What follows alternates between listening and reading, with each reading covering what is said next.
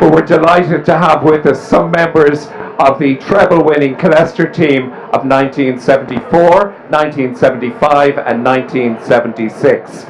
Amongst those that we have with us are Bob Hartigan, Noel Keating, Martin GRENNELL, Peter FERRARI and EAMON MOLLOY. Unfortunately, EAMON McCarthy, the coach of the team, can't be with us tonight, and neither can Tony Burke. And of course, two of the players have passed away. That's Tony Connolly and of course Jim O'Kelly. I'm going to sit down with the lads here, and Martin GRENNELL, you were captain of the team back in 1974, 1975, 1976. They were fun times. Was it that long ago? Yeah, it was fun times, you know. So long ago, it's a struggle to remember.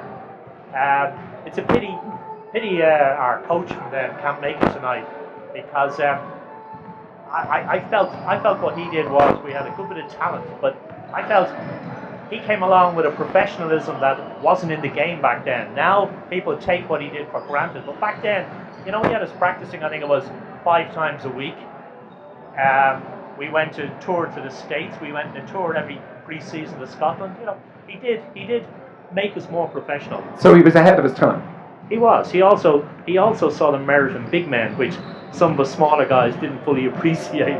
But so as a result, he brought in big 6'6" guys like Ferrari and Hartigan and a few more, you know, which were good for rebounding, you know, and things like that. Speaking of one of the big men, Pete Ferrari, you've been around the club a long time, but you've had a great career with road speed as well, and you coached road speed to a cup. But this obviously was a very special thing for this group of people, and it wasn't just 10 or 12 people. I think there was probably about 16 or 18 people involved in this squad. Absolutely. I remember at one stage we had 2 teams in Division 1 of the Dublin League, and I think most years we were first and second. Am I right? Memory served me right? Too long. I remember any time we played each other, the A team and the B team, as it were, there was some game now. And it wasn't predetermined who was going to win either. Like, I think the B team won a few of those games. But like Martin said, I think that the catalyst for the whole thing was EAMON McCarthy. He was definitely way ahead of his time in the way he thought about the game, set the thing up, set training up. And like, there was a lot of strong personalities on the team, and he could handle them all differently, but could handle them all. One of those strong personalities would have been EAMON MOLLOY, who's sitting next to you. EAMON, you have been KILLESTER through and through. Your whole family has been KILLESTER through and through. You were also captain of that great winning team that had 2 more strong personalities in Kelvin Troy and Mario Eli. What's it like coming from a situation where you had a great bunch of guys that you were pally with, to playing with a team like that, and then going on to coach?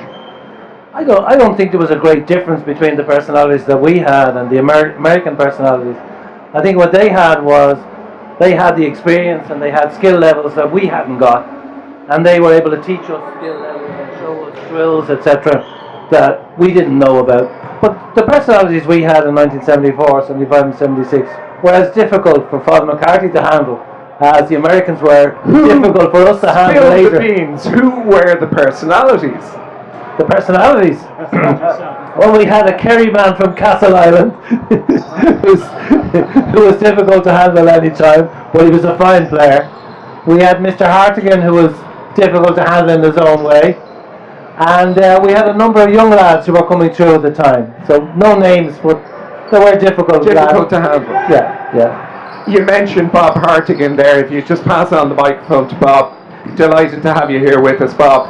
Thanks, Declan. Apart from that team, you also were part of the 1987 team as assistant coach to Jerome Westbrooks. Jerome Westbrooks, that's right. Yes, it was a different era when we played on the 3 in a row winning National League team. That was pre-sponsorship era. We played and practiced so much at a time where it was difficult to get the time. You had to travel so far sometimes for to get to training. There's so many different gyms that we use. But as Martin and Eamon and Peter have already said, it was like Eamon McCarthy was a man and a coach before his time. He drilled us so well. But apart from Eamon, like, you know, I'd have to give credence to my colleagues on the team, as you said, the personalities that were involved. We were extraordinary individuals that gelled together so well. To win that 3 in a row was an extraordinary achievement for a National League team. As I say, prior to sponsorship, no Americans around, and the level of competition that we came across. Like Cork at that time was a hotbed of basketball. Places like Ennistimon and Sligo and Galway. We even went down to tournaments in Kilkenny and places like that to play. It was almost organised like on an All-Ireland basis at that time.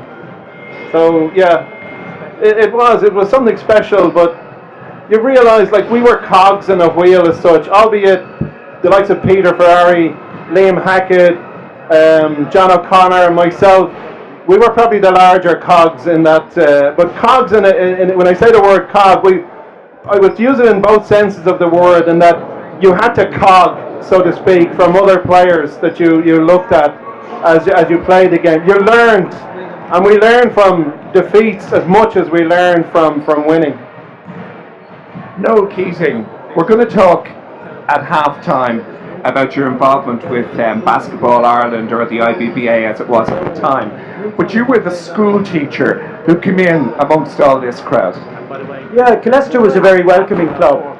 I was in St. Pat's College. We played against KILLESTER in the minor, I think it was, the minor championship.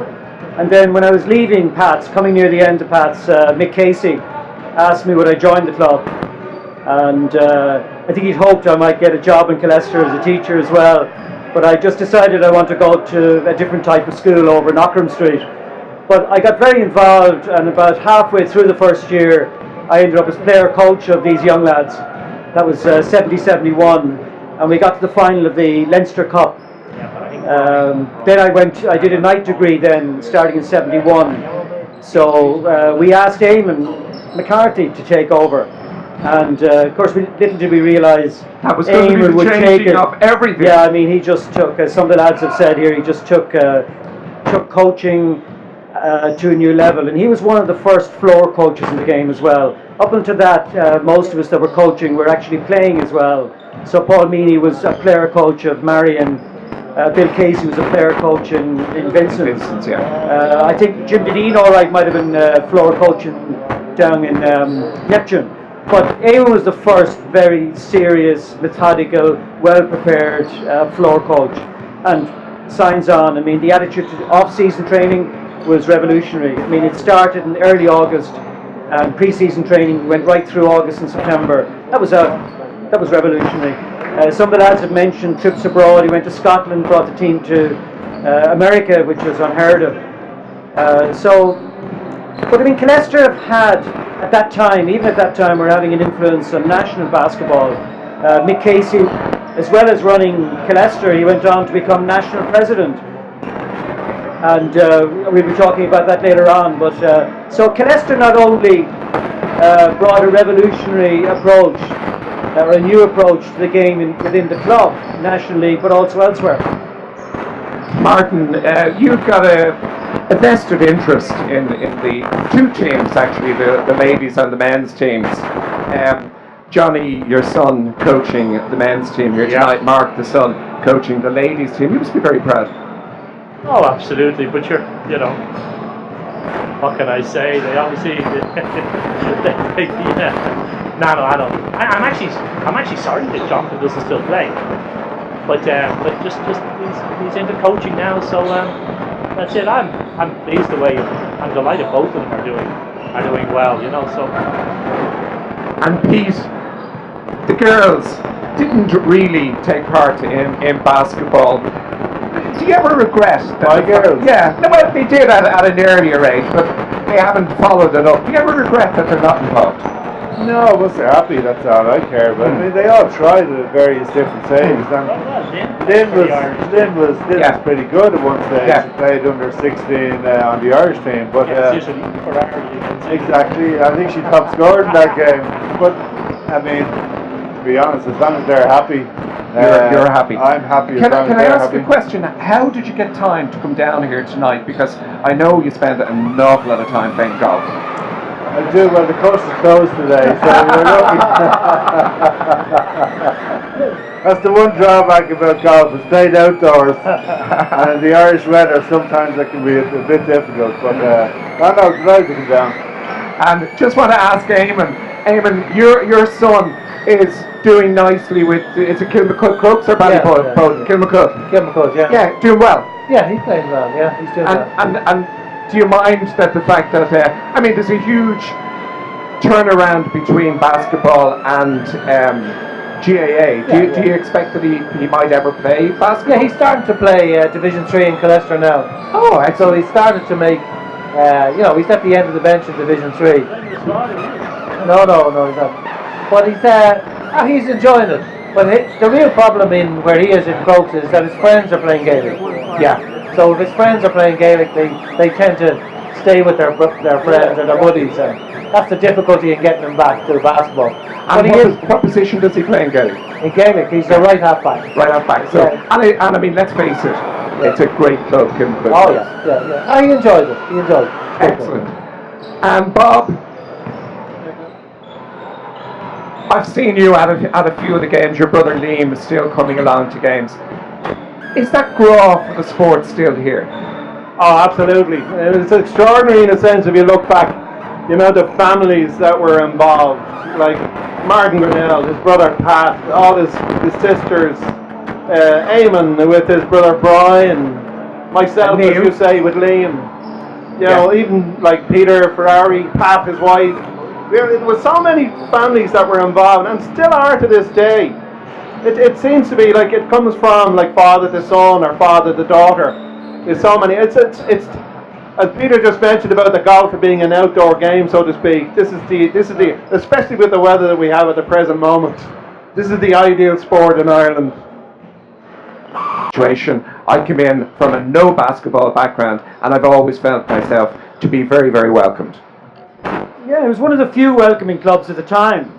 I mean, when you look at people who joined the club, whereas Martin has said there, Eamon wanted to, he aspired to excellence and he wanted excellence, and he brought in players to achieve that.